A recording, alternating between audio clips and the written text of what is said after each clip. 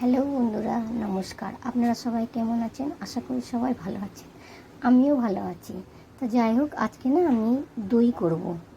তা দই বানাবার জন্য আমি 250 গ্রাম আমি দুধ নিয়েছি। এটা কিন্তু মাদার ডায়েরির গরুর দুধ।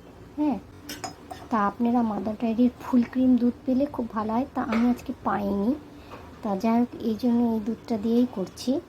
চলুন, আমি দুধটা এবার গ্যাসে জাল দেবো। গ্যাস জ্বালিয়ে দিয়েছি, দুধটাও বসিয়ে দিয়েছি। দুধটা ফুটুক। হ্যাঁ, ফোটার পরে তারপরে আমি দেখাবো কি করব।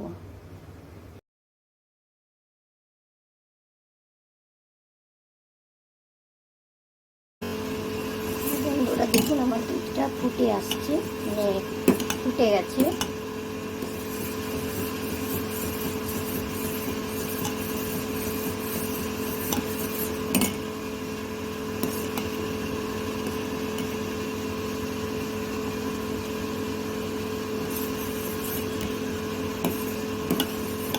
ভালোভাবে আমি দুধটাকে ফুটিয়ে নিলাম।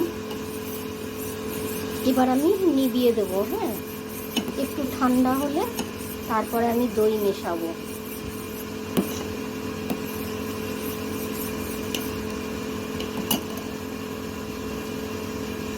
দুধটা ফুটে গেছে, দুধটা এবার ঠান্ডা হয়ে যাক, তারপরে আপনাদের দেখাবো।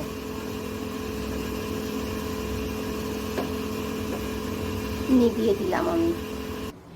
দুধটাকে আমি ঠান্ডা করছি, এরকম হাতা দিয়ে নেড়ে নেড়ে একটু ঠান্ডা করি। একটু বেশিই ঠান্ডা করতে হবে, যাতে আমি আঙুলটা ডুবিয়ে রাখতে পারি কিছুক্ষণ। বেশি গরম দুধে দিয়ে দিলে ফেটে যায় দইটা, তাই দইটাকে পাকতে হলে ঠান্ডা করতে হবে দুধটাকে। আর এই দেখুন, আমি আমি এইটা 250 গ্রাম দুধ নিয়েছি।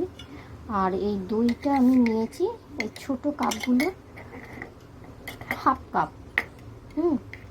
দইটাকে আমি একটু ভালো করে ফেটিয়ে নেব। ততক্ষণে দুধটা ঠান্ডা হোক, আর দইটাও আমি ফেটিয়ে নিচ্ছি।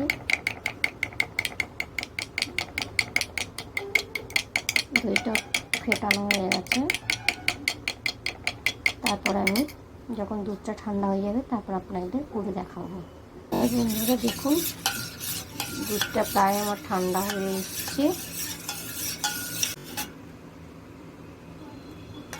আমি আজকে এটা টক দই করছি। হ্যাঁ হ্যাঁ বন্ধুরা দেখুন, আমার দুধটা একদমই বলতে গেলে ঠান্ডা হয়ে গেছে।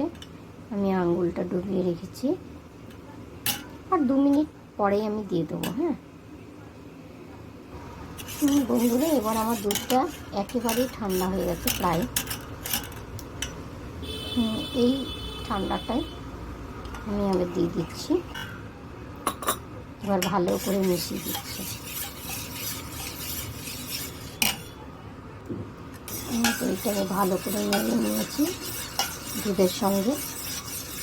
এবার আমি এই বাটিটাতে বসিয়ে দিচ্ছি, ঢেলে দিচ্ছি আর কি। তো 1 বাটি হয়ে গেছে।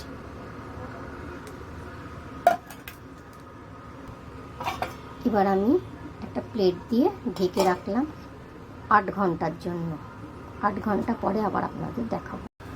হ্যালো বন্ধুরা দেখুন, আমি 8 ঘন্টা পরে এই দইটা দেখছি।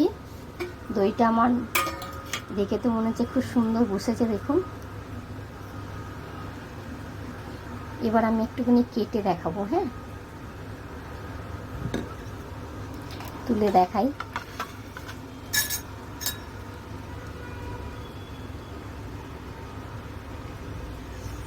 কি সুন্দর হয়েছে দেখুন।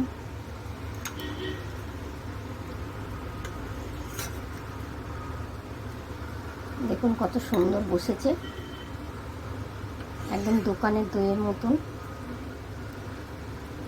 টক দই এটা। আর একদিন আমি আপনাদের মিষ্টি দই করে দেখাবো। হ্যাঁ,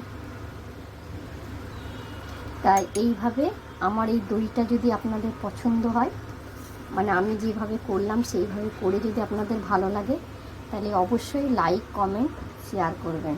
হ্যাঁ, নমস্কার, আপনারা সবাই ভালো থাকবেন। আবার পরের রেসিপিতে দেখা হবে। নমস্কার, সকলেই ভালো থাকবেন।